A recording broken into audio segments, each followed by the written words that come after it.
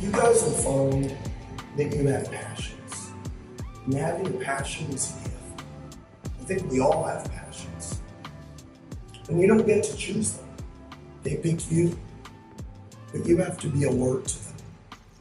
You have to be looking for them. And when you find your passion, it's a fantastic gift for you. Because it gives you direction, gives you purpose. As I mentioned to you guys yesterday, you could have a job, you could have a career, or you could have a calling. And the best thing is to have a calling. And if you find your passion, then all your work won't feel like work to you. I know you guys are young. You'll figure it out over time, what your passions are. I don't think it's that hard. I think what happens, though, sometimes is that we let our intellectual selves overrule those passions. And that's what needs to be guarded against when you have a job.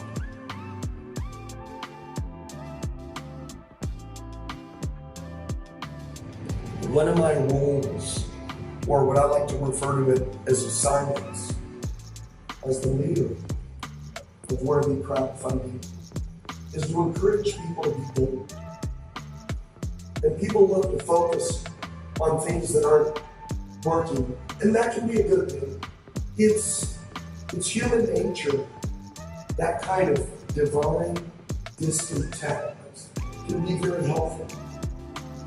I have found it's incredibly hard to get people to take bold bets. And you need to encourage that.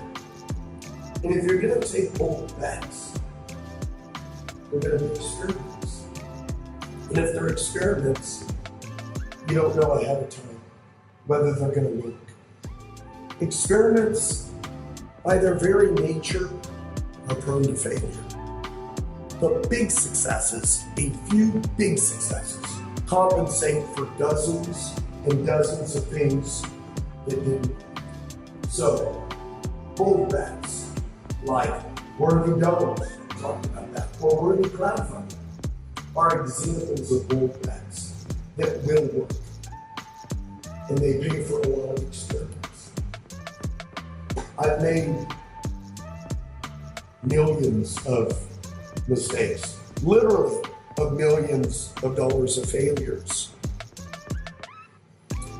None of those things are fun, but they also don't matter. What really matters is companies that don't continue to experiment, companies that don't embrace failure. They eventually get into desperate positions where the only thing they can do is what we kind of refer to as a Hail Mary bet. And at the very end of their corporate existence, where companies that are making bets all along the way, big bets, but not that the company bets. I don't believe in that the company bets. That's when you're desperate. That's the last thing.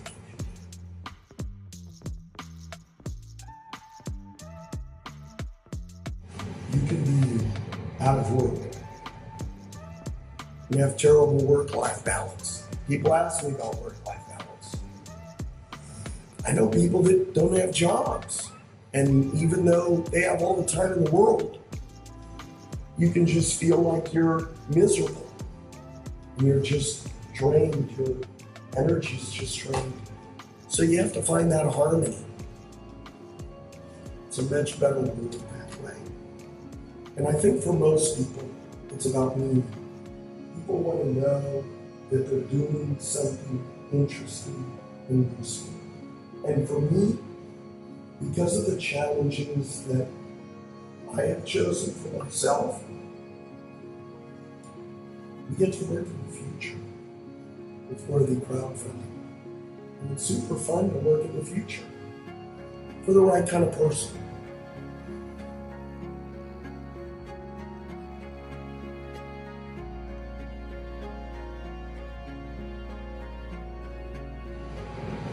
You may have the gifts.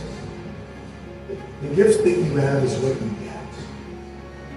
You might be really good at math, like you said. might be really easy for you. It's a kind of gift. But practicing that math and taking it to that next step, that can be very challenging and hard. It takes a lot of sweat. That's a choice. You really can't be proud of your gifts because they were given you. You can be grateful for them and thankful for them. But your choices, you choose to work hard. You choose to do hard things. Those are choices that you can be proud of. Being an inventor, a lot of the ones we've talked about, requires making choices because the world is so complicated. And you have to be, I guess what I refer to, a domain expert. Even if you're not at the beginning, you have to learn. So the danger is once you become an expert, you can be trapped by that knowledge. I've noticed this with inventors. They have this paradoxical ability to have that. They practice 10,000 hours and they become an expert. Yet,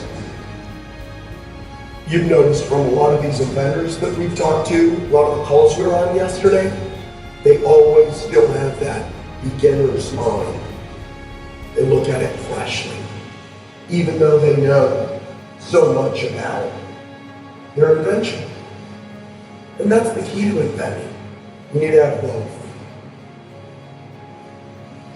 You have to be intentional. I think all of us have that inside of us. And we can all do it. And you have to be intentional about it. You have to say, I'm going to become an expert, and I'm going to keep my beginner's mind. Another thing, guys, you can't skip steps. You have to put one foot in front of the other. Things take time. You talked about that. There are no shortcuts. You want to take those steps.